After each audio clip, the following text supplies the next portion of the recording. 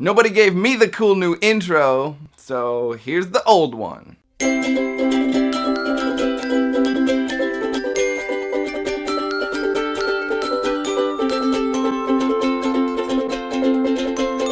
Oh, the Nerd Fighters! Hey Nerd Fighters, it's Monday and it is so good to be back! My last video on this channel was just over 8 months ago. 8 months! That's so long ago. If I had impregnated somebody in my last video, that would be almost a person now. Like a person in just a few weeks. That's crazy. I haven't made a video here in so long that a cell could have turned into an almost person. That's nutty.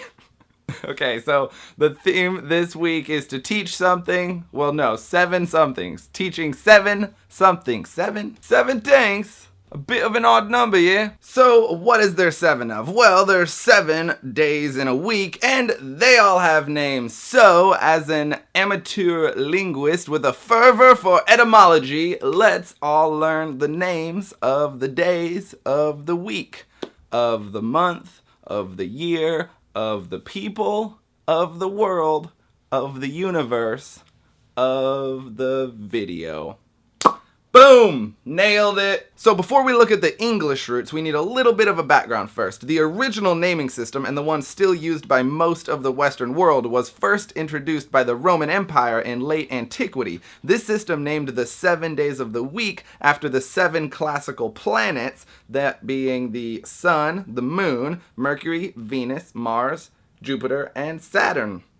Boom! Nailed it again! I'm just nailing everything today. You could call me Carpenter Nathan.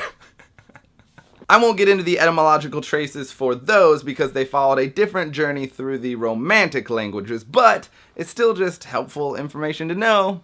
And now you know it. Nailed it. You nailed it this time. Way to go, I'm proud of you. English, being a Germanic language, followed the Germanic naming system, which names the days of the week after Norse gods rather than Roman gods, with some influence from the Roman system. For instance, the Germanic system follows that of the Roman system at the beginning of the week, naming the first 2 days of the week after the sun and the moon, except in English instead of in Latin. So we get Sunday, or day of the sun, and Monday, day of the mun. Just kidding, it's called a moon. Moon day. Monday.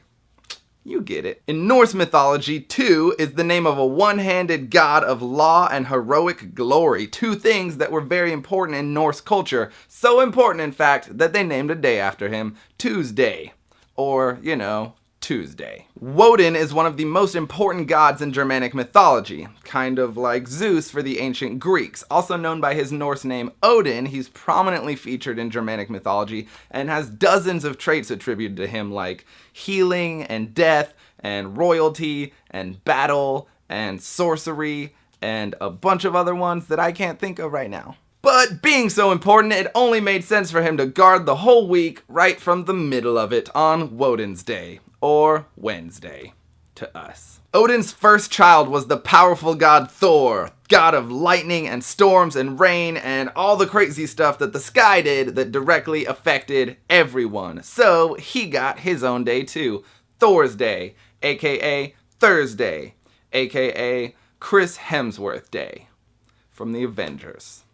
It's true, they call it that. Married to Odin and mother of Thor, Frigg is the beautiful Norse goddess of the atmosphere and clouds and wind and all the stuff that the sky does that doesn't directly affect everyone. You know, sunrises and sunsets and all that beautiful stuff. Side note, it makes sense that Thor ended up the way that he did. His mom was goddess of the sky, his dad was god of all things powerful, and Thor was like, I'm gonna do some powerful sky stuff. Boom! Lightning. So anyway, Frigg got her day too. Frigg's Day. Friday. And finally, the week ends like it started. Following the Roman tradition, Saturday is named after the Roman god and planet of the same name, Saturn. Saturn's Day, Saturday. And that's the whole week. So, I guess we'll see you tomorrow, Chelsea. On Tuesday, the day of 2. He owns it. He absolutely owns it. And he's the god of law. So you don't want to mess with him. You do not want to mess with the law, Chelsea. Okay. Bye.